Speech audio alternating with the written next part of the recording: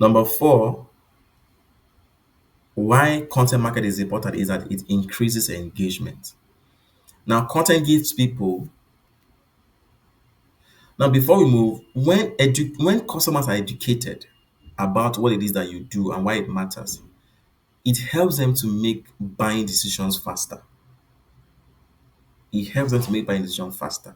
For instance, if you have put up a post that says understanding building approvals in Nigeria, you have explained to your audience how building approvals are done in Lagos, for instance. And you think if I want to now build a property with you, who's a real estate developer, or I want to even buy a property, the first thing that comes to my mind is you because you have been able to provide helpful tips for me on them to make you understand how approvals are done. So for further to further to now make that decision to build a property or buy a house, I'll come to you because I know that you have expert knowledge or you have inside knowledge of how approvals are done, and you can help me through that process. While my main goal is either develop a property or buy a property. All right. So you can see that educated customers make faster buying decisions. Um, so the next I said number four it is that it increases engagement. Content gives people a reason to like, comment, share, or message you. Now, the more they interact, the stronger the connections. So you have to be able to create or craft content that will sort of be something that would be interesting to the audience to be able to engage, either like, comment, share, or even send you a DM or a message. So the more they interact, the stronger the connection. For instance, maybe let's say you can ask a question, which of these home styles is your dream house? You can put up a post on social media that shows three home styles, A, B, C, and you ask the audience which of these home style is your dream house. So you can see people begin to engage with you to just comment A, B, or C, or just like, and even just share the post. Okay. Um, and we find that question type posts, like this, often are able to generate some sort of engagement. So when I eat and smile foods, which is you can ask the question, which combo is your go-to jollof and chicken or fried turkey? Now put a picture of the combo you're talking about. So web designer, the same thing. Do you prefer a clean minimalistic website or something bold and animated? You can do that. You can even do a poll on Instagram, a poll or even on Twitter. You can do a poll where people now begin to vote for which they prefer. All right. So these are ways you can garner engagement. So garment factory, you can say, would you rock this Ankara jumpsuit or the Agbada set? You can now put the pictures or the mock-up of your Ankara jumpsuit or your Ankara set, and then people begin to engage. So also very importantly, content marketing it supports sales. Like I said initially, um, with content marketing, you're not advised to necessarily be selling at people, come and buy, no. But because of the valuable information you are giving to people, like I said, it will help them make buying decisions faster. And by so doing, it supports sales. Okay. So content can directly lead people to buy, especially when it shows the benefit of your product or service. So for instance, you share your client journey, a reel that talks about how your client started the process with you guys from the beginning till when you handed over the documents of the property to the person. All right. Or you can smile and eat and smile food can say, here's what 10,000 naira can get you at eat and smile food for a small party pack. This kind of post or content titles or subject that would help support sales. So this time around, yeah, you are a bit salesy, you're selling a bit, but it's still offering value. Okay. So you say, web designer says, case studies how I helped a client grow online sales by 40% with a redesign. You can see that it's yes, you're invariably selling, but not directly selling. How I helped a client grow online sales by 40% with a redesign. So someone is thinking like, okay, if I redesign my website now, will it help me grow my online sales? So if the person sees your article, reads it, is interested and contacts you for a consultation on whether this will work for him or not and all of that. And then you can now further, close the deal on that. So you can showcase for garment factory, you can showcase bulk orders with captions like we supplied 500 outfits for XYZ wedding on time, no errors. So you can see that you are sort of prompting your audience to see that they can trust you, they can buy from you, and they won't have issues with on time delivery and errors with this post. But you're not necessarily directly selling. All right. So these are just some of the importance of content marketing, why it matters, and why we must do content marketing. So there are different content types, okay? Um, there are different content types. Kelechi, now your definition, you only said videos, but there are different content types. So there are content that they are image, just image posts or image based content. All right. There are some, there are videos. For instance, your reels, your TikTok reels, your YouTube long videos, even your Facebook long videos. Those are video content. So usually for your image posts, usually they tend to you post those type of image posts to engage people. For instance, you can put up a quote, a quote around your business or a famous quote by somebody who will say something related to what you do, and people can begin to engage on that image, just an image of a quote, for instance. All right, or mostly videos, videos are usually used to educate people more, about, like I said, about what you do and why it matters and how it's beneficial to the audience.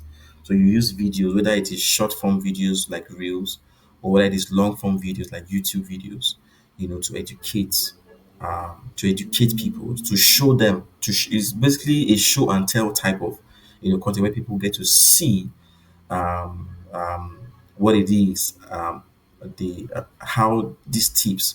So mostly you see the videos like how-to videos, how to do a certain thing, how to do a certain thing. So videos come in handy to educate people and also to engage them as well. All right. So there are also content types that we call blogs. That we call blogs. So I've explained this before. That I said so blogs are like articles basically. But the difference is that it's in this storytelling format. Blogs really is more of a storytelling format where it tells is a unique way of telling a story about a particular topic or subject. All right, that it's interesting. Sometimes it even entertains, but it's with a goal, like I said, to convert or for the audience to take action at the end of the day. So unlike maybe an article, like a newspaper article that is just is an article, so it's formal. So but blog entertain. Apart from inform, it seeks to also entertain. It seeks to also educate, and it seeks to drive an action at the end of the day. So that's why a blog is sort of different from an article. Okay. But sometimes they are called blog articles because they're actually an article, but it's just a format in which it is written. Okay. So I said blogs would inform people. So for instance, top five mistakes, um, top top five mistakes Nigerians in diaspora make when buying a property in Lagos, for instance. So you can write a blog or an article on this topic and then to inform your target audience. Okay.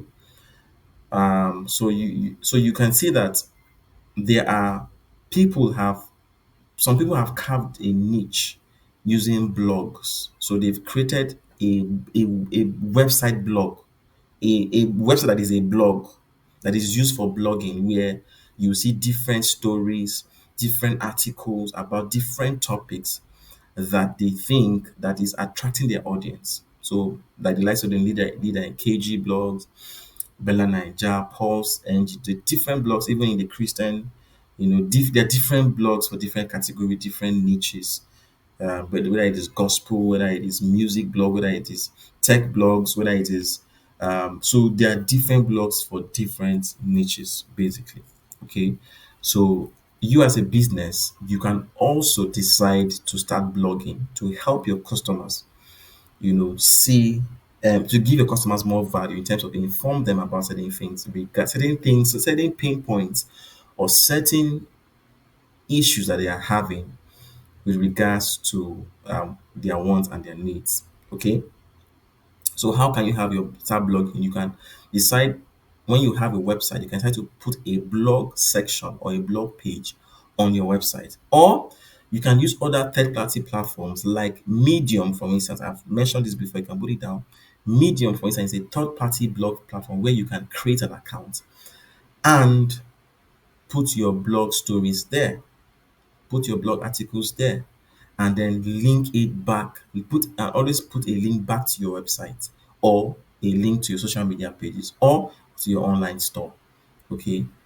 And you can also, platforms like Naira Land is also free, where you can create an account and put up blog posts, or even post there. Other platforms like LinkedIn as well, if depending on the kind of niche that you find yourself.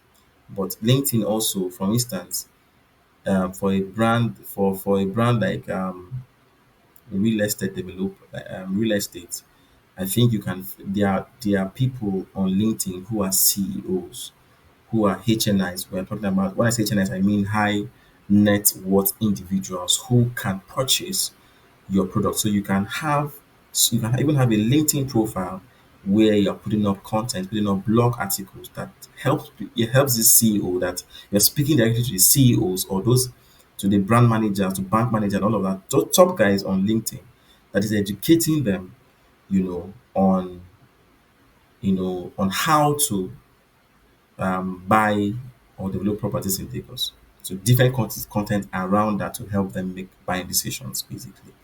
So you can that also, it can be a place where you can do that.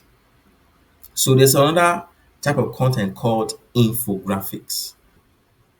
An infographic content, right, is a type of content, is usually an image content, right? Is an image or a picture, or yes, an image content, right?